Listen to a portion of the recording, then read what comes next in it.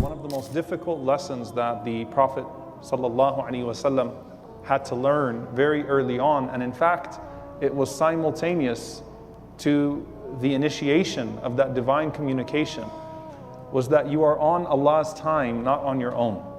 That Allah is the one who chooses time. And it could be very painful to not be in the loop and understand what is happening with the inner workings of that time. But at the same time, you trust Allah subhanahu wa ta'ala to do what He does best, and that He knows what we don't know, and that He decrees in our favor, so long as we remain in a state that is pleasing to Him, even when time goes on and on and on and on, and we feel a great void.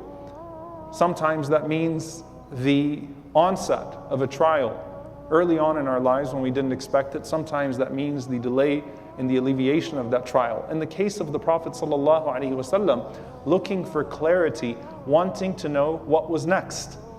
And when this initiation happens with Jibreel alayhi salam, the Prophet ﷺ goes through what is known as al-fatra, a period in which he waits for another explanation, another revelation, another appearance.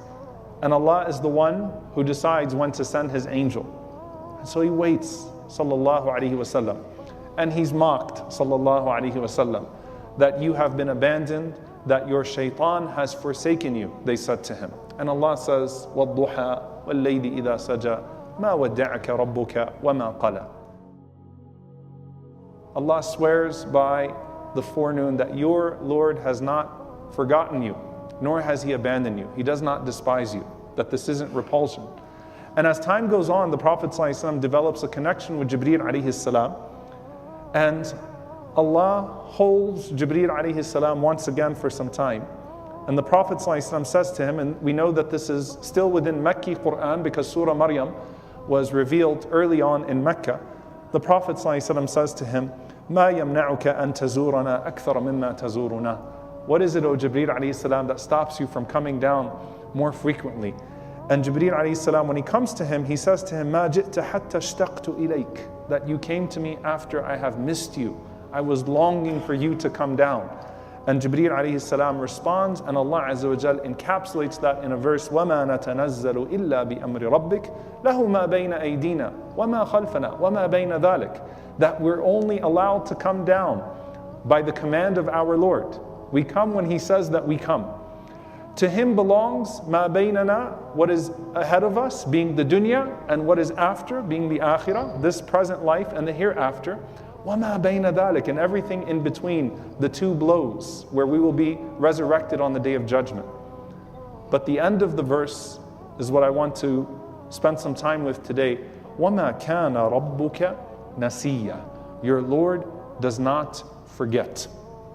This is the most comprehensive way in which Allah captures that He has not lost sight of anyone, no matter what circumstance they are in any part of the Quran.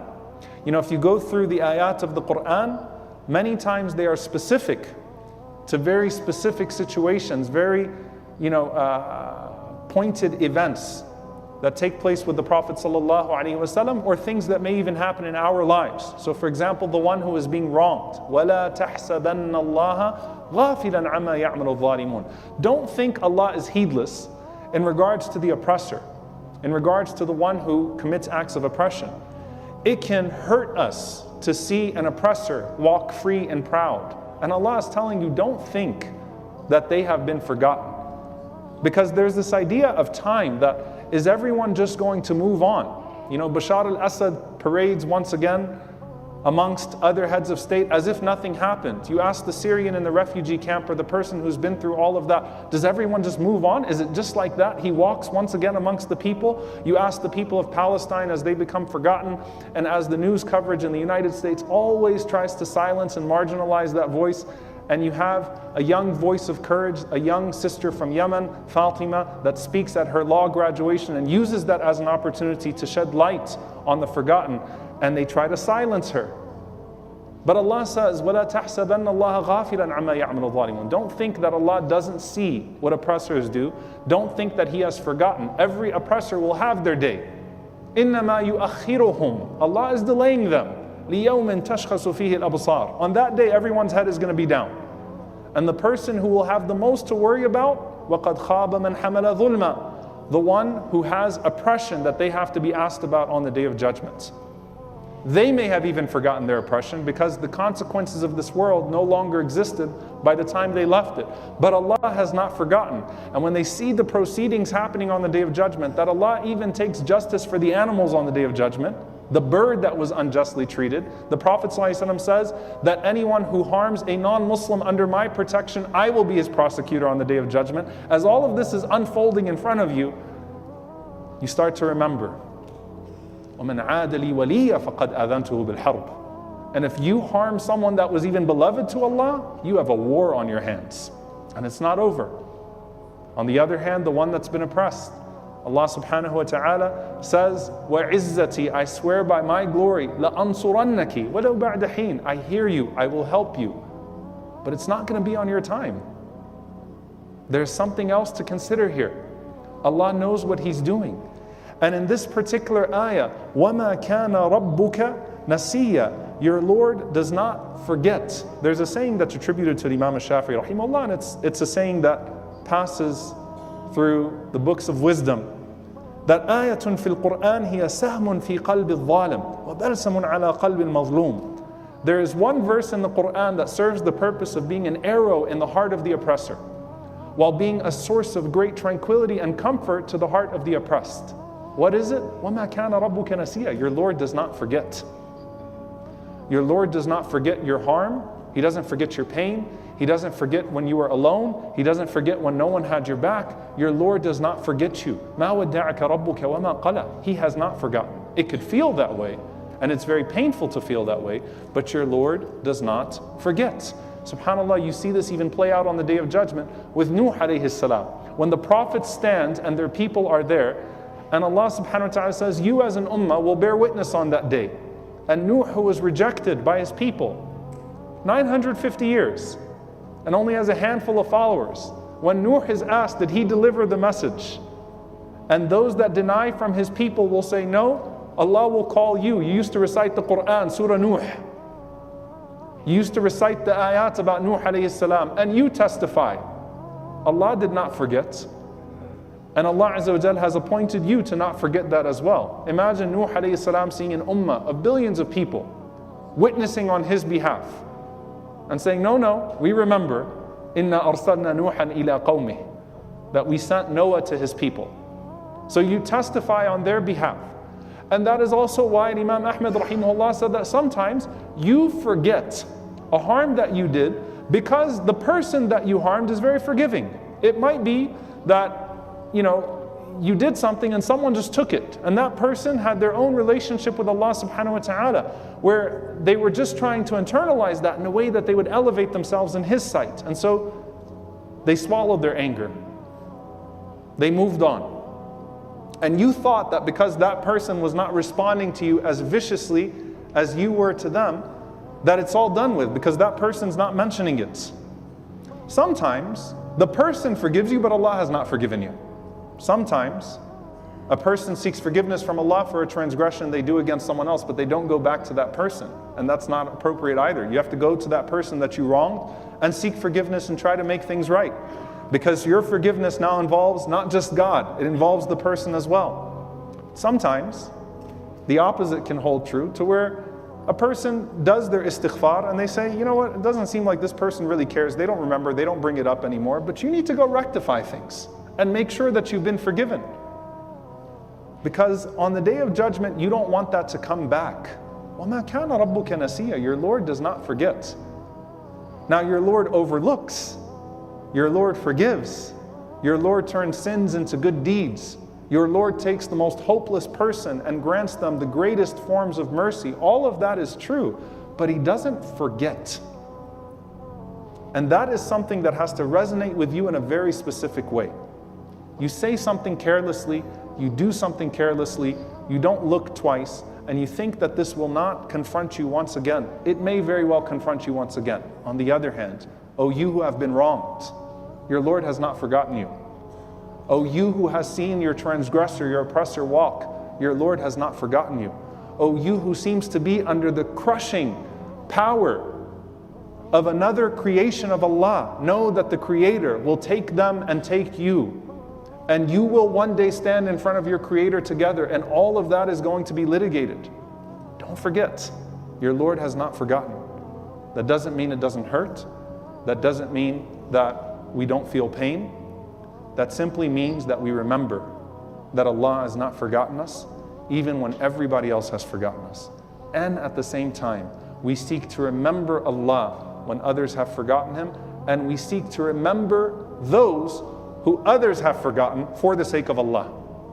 So there is dhikrullah, the remembrance of Allah, and there is a dhikr lillah, remembering someone else for the sake of Allah subhanahu wa ta'ala that's been forgotten. Don't forget people. Don't forget people. As a community, we have to ask ourselves who's missing. We have to ask ourselves who's still hurting.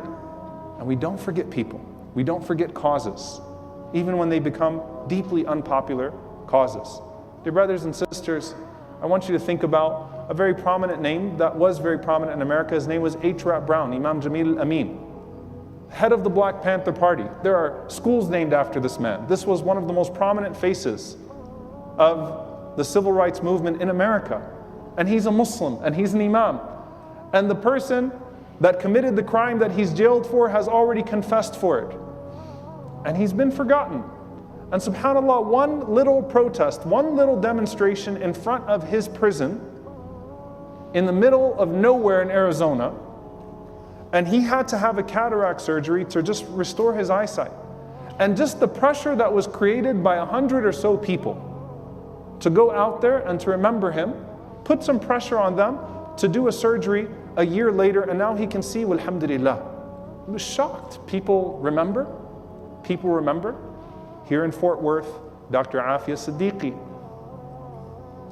We don't bear the crime of those who claim to act in her name unjustly, but we do bear the responsibility to remember that there's a woman who has a case in which she is wronged and framed, and she's right here. Her sister's right here, and resides in one of the worst prisons in America, and has been mistreated. And if her nation of Pakistan, and I don't say that in any derogatory way, because obviously it's a political establishment, if her nation of Pakistan has forgotten her, then we humbly remind them that your sister is here, and that we want to help send her home, because she deserves to be in peace and she deserves to be with her kids. I want you to think about the most unpopular causes, the most forgotten people in your community, the most forgotten causes, and say, I'm going to remember them for Allah. You know, I remember when the Rohingya crisis broke out. You know, usually causes are only manipulated by political powers for the sake of gaining a leg up on someone else, right? And so, you know, America did not take on the cause of Bosnia fi sabilillah. We might have felt it fi sabilillah, but we don't expect people to do things fi sabilillah for the sake of any goodness. We know about our Uyghur brothers and sisters. We don't have to abandon that cause, but we know that sometimes people are going to use it to get a leg up on China in some American establishment. That's fine. We remember them for the sake of Allah subhanahu wa ta'ala. We don't care about those geopolitics. We think about the people that are being harmed. And I remember with the Rohingya, I remember one brother saying to me especially, he said it in his language and it was translated to me, he said, you know, we're not worth a pawn piece. No one needs to use us as a pawn. I thought how painful and ugly that a human being has that recognition of themselves. That I serve no use to anyone's political agenda right now. So our cause will be forgotten very quickly. How often do you hear about the Burmese and the Rohingya today? We take up forgotten causes, we take up forgotten people, and we remember that Allah does not forget, and we hope that Allah remembers us in a good way, and we hope that on the Day of Judgment, that when we stand, we will not have to worry about the crimes that we may have forgotten coming to confront us, but instead, the criminals and those who may have wronged us being brought forth And at that point, the inventory is good deeds.